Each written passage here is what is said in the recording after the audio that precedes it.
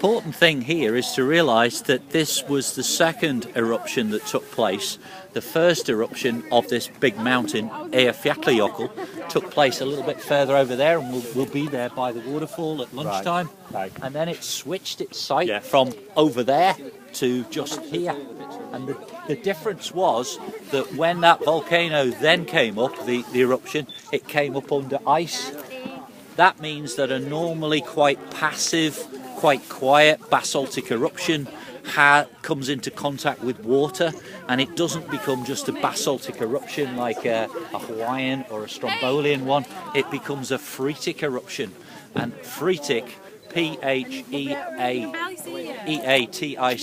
phreatic is when water and magma mix, and that's violent.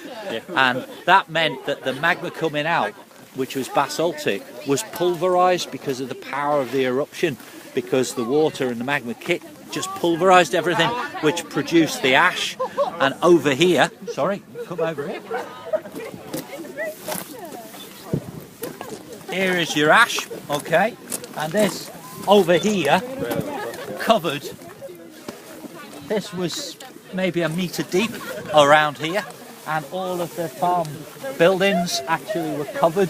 And you will see, I mean, I could play it in the evening because I've got the official Eyjafjallajökull video of this, but you'll see the people out shoveling ash off the roofs because the barns were collapsing under the weight.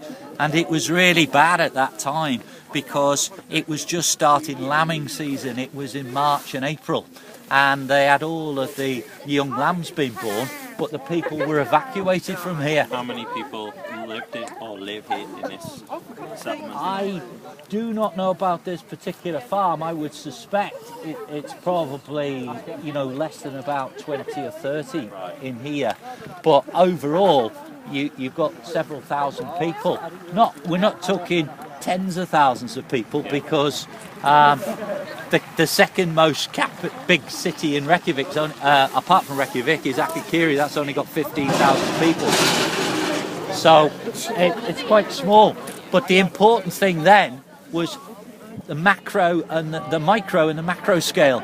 Micro scale, you had people evacuated, you had tourism, and the whole of this area excluded. You couldn't go along this road. You had to stop at that cafe, and that's as far east as you could go. Okay, look at the picture over here, folks. Here, and you see the day really turned into night. Yeah, that was daylight. Yeah, and people were going down and they couldn't breathe. You will see the same pictures tonight if you look on the video of what's happening in Indonesia, where 200,000 people have been evacuated. And this was just the same. I have friends you have to have dust masks on. Your cars, they won't go because you have air filters on cars and they clog. Yeah, so you can't use your transport. Or it was raining as well, so you've got thick mud all over the place. All of the grass goes under ash. And also, what do you notice about ash? If you've got H2S going up into the atmosphere, okay, and it reacts with oxygen, do you remember from chemistry what that forms? So it's H2SO4, sulfuric acid. So you've got rain coming down, which is sulfuric acid rain. Yeah. So that kills anything that's there. You know, they couldn't bring the horses in, and the horses were out breathing all this stuff in, and out the ash you get fluorosis. Yeah. So that means that the horses are becoming lame because their bones are growing strangely. Yeah. So this was all the micro scale. And the fact that tourism closed down in this area, nobody could come here. So although the first part of the eruption was great, because they were making loads of money because everybody was coming in because it was a normal tourist eruption, when it shifted to there, it then became a major incident. And what's more so, because the weather, and this is where you think, oh, it's just about, you know, geography, you do meteorology, you do coast, you do volcanology, but they're all connected.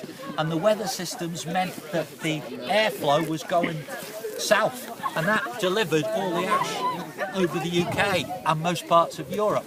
Yeah, and I've got the stats. I'll give it you on the coach from a business consultation.